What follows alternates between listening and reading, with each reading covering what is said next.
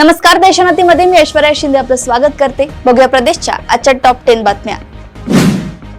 Cabinet मंत्री आणि छत्रपती संभाजीनगरचे पालकमंत्री संजय शिरसाट यांचा मुलगा सिद्धांतवर एका विवाहित महिलेने गंभीर आरोप केले आहेत। सिद्धांतने फसवणूक करून मानसिक आणि शारीरिक छळ केल्याचा आरोप करत महिलेच्या वकिलांनी कायदेशीर नोटीस बजावली आहे। या प्रकारामुळे राजकीय वर्तुळात मोठी खळबळ उडाली आहे।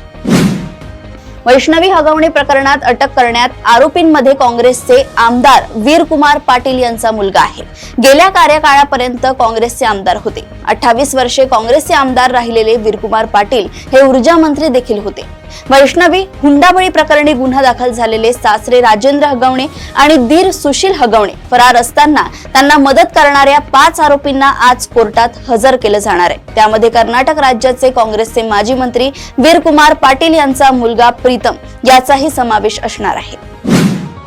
छत्रपती शिवाजी महाराज आंतरराष्ट्रीय विमानतळावरील धावपट्टीची 70% देखभाल करणाऱ्या तुर्कस्तान स्थित कंपनीचा करार राष्ट्रीय सुरक्षेच्या मुद्द्यावर तात्काळ रद्द करत असल्याचं विमानतळ प्राधिकरणानं स्पष्ट केलंय। मात्र या निर्णयाविरोधात सेलेबी एअरपोर्ट सर्व्हिसेस या तुर्कस्तान स्थित कंपनीनं हायकोर्टात धाव घेतली आहे। बाजू मांडण्याची कोणतीही संधी न देता थेट करार रद्द करणं चुकीचं असल्याचा कंपनीनं दावा केलाय। या संदर्भात जून महिन्यात नियमित कोर्टात सुनावणी घेण्याचे निर्देश सुट्टीकालीन कोर्टानं जारी केले। छत्रपती संभाजीनगर शहरातील उद्योजक संतोष लड्डा यांच्या घरी दरोडा टाकणाऱ्या एकाचा पोलिसांनी एन्काउंटर केल्याची घटना मंगळवारी मध्यरात्री साजापूर शिवारात घडली आहे। मुख्य आरोपी असलेला अमोल खोतकर एका हॉटेलमध्ये येणार असल्याची गुप्त माहिती पोलिसांना मिळाली। त्यानुसार सापळा लावण्यात आला होता। मात्र आरोपीला पोलीस दिसताच त्याने पोलिसांच्या अंगावर गाडी घालत गोळी चालवली। त्यावेळी प्रत्युत्तरात पोलिसांनी केलेल्या कारवाईत आरोपी जखमी झाला। त्यानंतर त्याचा मृत्यू झाला, तर एकाला ताब्यात घेण्यात आले। त्याच्याकडून बंदूक आणि इतर साहित्य जप्त करण्यात आले। मागील 2 ते 4 दिवसांपासून राज्यातील विविध भागात मुसळधार पाऊस होतो आहे। मे महिन्यात अचानक झालेल्या मुसळधार पावसामुळे अनेक ठिकाणी जनजीवन विस्कळीत झाले। यंदा राज्यात मान्सून लवकर दाखल झालाय, त्यामुळे मुंबईसह राज्यातील इतर भागात अशाच पद्धतीनं पुढील 4 दिवस पाऊस होणार आहे। तब्बल 35 वर्षांनंतर मान्सून मे महिन्यात राज्यात दाखल झालाय, अशी माहिती हवामान विभागाचे तज्ज्ञ SD सानप यांनी दिली आहे। राज्यात मान्सून दाखल झाला असून गेल्या 2 ते 3 दिवसांपासून मुसळधार पाऊस सुरू आहे। राज्यात होत असलेल्या या मुसळधार पावसामुळे अनेक शेतकऱ्यांचं मोठं नुकसान झालंय। राज्यात या मुसळधार पावसामुळे जवळपास 34,000 हेक्टर क्षेत्रावरील पिकांचं नुकसान झालंय, तर काही शेतकऱ्यांवर पुन्हा एकदा दुबार पेरणीचं संकट आलंय। असं असताना शेतकऱ्यांनी पेरणीसाठी घाई करू नये। जूनच्या पहिल्या आठवड्याच्या शेवटी शेतकऱ्यांनी पेरणीला सुरुवात करावी, असा सल्ला ज्येष्ठ हवामान तज्ज्ञ डॉक्टर रामचंद्र साबळे यांनी दिला आहे। 4 दिवसांपूर्वी छत्तीसगडच्या चकमकीत ठार झालेला नक्षलवादी नेता बसवराजूसह काही नक्षलवाद्यांचे मृतदेहांवर छत्तीसगड पोलिसांनी सोमवारी सायंकाळी नारायणपूरमध्ये अंत्यसंस्कार केले। न्यायालयाच्या आदेशानंतरही कुटुंबियांना मृतदेह न देता अंत्यसंस्कार करण्यात आल्याचा आरोप कुटुंबीय आणि सामाजिक संघटनांनी केल्याने नवा वाद निर्माण होण्याची शक्यता आहे।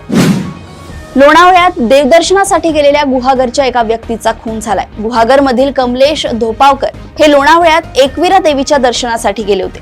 25 मे रोजी रात्री ते दर्शन करून परत येत होते। त्यावेळी त्यांच्या गाडी वळणावरून काही स्थानिक तरुणांशी बाचाबाची झाली। या बाचाबाचीचे रूपांतर हाणामारीत झाले। या हाणामारीत कमलेश धोपावकर गंभीर जखमी झाले आणि त्यांचा मृत्यू झाला। पोलिसांनी या प्रकरणी 9 जणांवर गुन्हा दाखल केला असून त्यापैकी 2घांना अटक करण्यात आली आहे। तसंच उर्वरित आरोपींचा शोध सुरू आहे। शिवसेना उद्धव बाळासाहेब ठाकरे पक्षाच्या उपनेत्या सुषमा अंधारे यांच्या निकटवर्तीयाची उपमुख्यमंत्री एकनाथ शिंदे यांच्या नेतृत्वातील शिवसेनेत मोठ्या पदावर वर्णी लागली आहे। आनंद गोयल शिवसेनेच्या संघटकपदी नियुक्ती करण्यात आली आहे। दरम्यान आगामी महापालिका निवडणुकीच्या पार्श्वभूमीवर एकनाथ शिंदे यांच्या शिवसेनेत मोठी इन्कमिंग पाहायला मिळत आहे। काही आजी माजी नगरसेवकही नाना भानगिरे यांच्या उपस्थितीत शिवसेनेत प्रवेश करणार आहेत। महाराष्ट्र दौऱ्यावर आलेल्या अमित शहा यांची उपमुख्यमंत्री अजित पवार यांच्या समवेत सह्याद्री अतिथीगृहावर बैठक झाली असून 20 मिनिटांच्या बैठकीत राजकीय चर्चा झाल्याचं समजतंय। राष्ट्रवादी काँग्रेसकडून गेल्याच आठवड्यात छगन भुजबळ यांना मंत्रिपदाची जबाबदारी दिल्यानंतर राष्ट्रवादी काँग्रेसमध्ये धनंजय मुंडे नाराज असल्याची चर्चा आहे।